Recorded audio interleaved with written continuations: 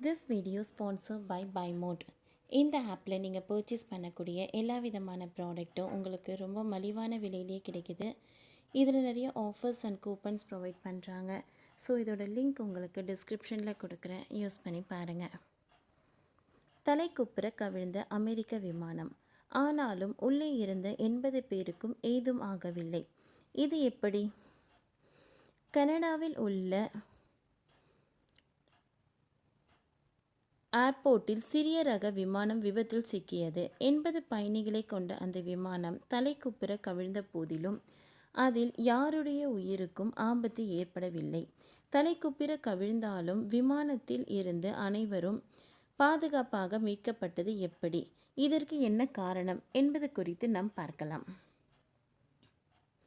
பொதுவாக விமானங்கள் தான் மிகவும் பாதுகாப்பான போக்குவரத்தாக கருதப்படுகிறது.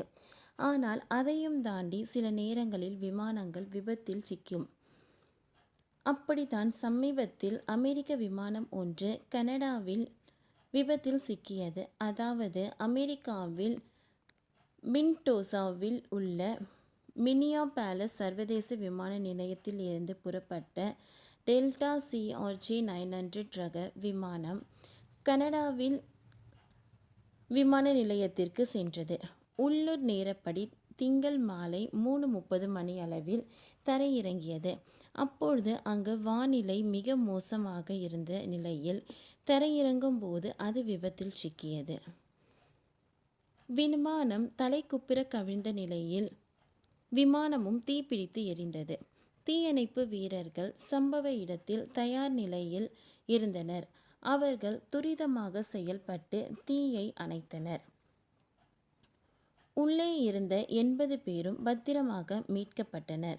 அவர்களில் 17 பேருக்கு லேசான காயம் ஏற்பட்ட போதிலும் உயிரிழப்புகள் ஏதும் ஏற்படவில்லை. விமானம் தலைகீழாக கவிழ்ந்த போதிலும் உயிரிழப்பு ஏற்படாதது பலருக்கும் ஆச்சரியத்தையே அளிப்பதாக இருக்கிறது. நெட்சன்கள் பலரும் இது குறித்து கேள்வியும் எழுப்பி வருகிறது. இது குறித்து நாம் விரிவாக பார்க்கலாம். விமானத்தில் இன்ஜினியரிங், அதன் சிறிய சைஸ் மற்றும் குறிப்பாக சீட் பெல்ட்டுகள் ஆகியவைதான் இந்த விபத்தில் அனைவரது உயிரையும் காப்பாற்றியதாக வல்லுநர்கள் குறிப்பிடுகிறார்கள். விமானம் விபத்துக்குள்ளாகும் போது அவை அப்படியே மோத வாய்ப்பு இருக்கிறது. ஆனால் தலைக்குப்புற கவிழ வாய்ப்புகள் மிக மிக குறைவு. ஆனால் அதீத காற்று வீசும் போது இது போல நடக்க வாய்ப்பு இருப்பதாக வல்லுநர்கள் தெரிவிக்கின்றனர். இது தொடர்பாக புளோட்டிரோ ஏர்நாட்டிக்கல் பேராசிரியர் மைக் மெரானிக் கூறுகையில், விமானம் தலைக்குப்புற கவிழ்ந்து அரிதானதுதான், ஆனால் நடக்கவே நடக்காது என்று சொல்ல முடியாது.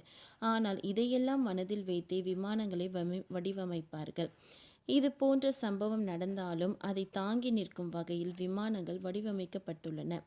இது போன்ற சூழல் விமானத்தில் வால்வ் மற்றும் இயற்கைகள் தனியாக கட்டாகும். இது போன்றே இதே நேரம் உள்ள இருக்கும் அனைவருக்கும் எவ்வாறு பாதிப்பு ஏற்படாத வகையில் வடிவமைக்கப்பட்டு இருக்கின்றன.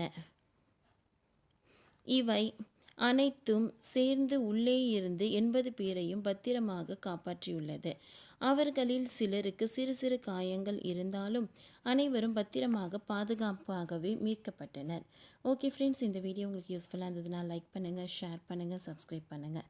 தேங்க்யூ.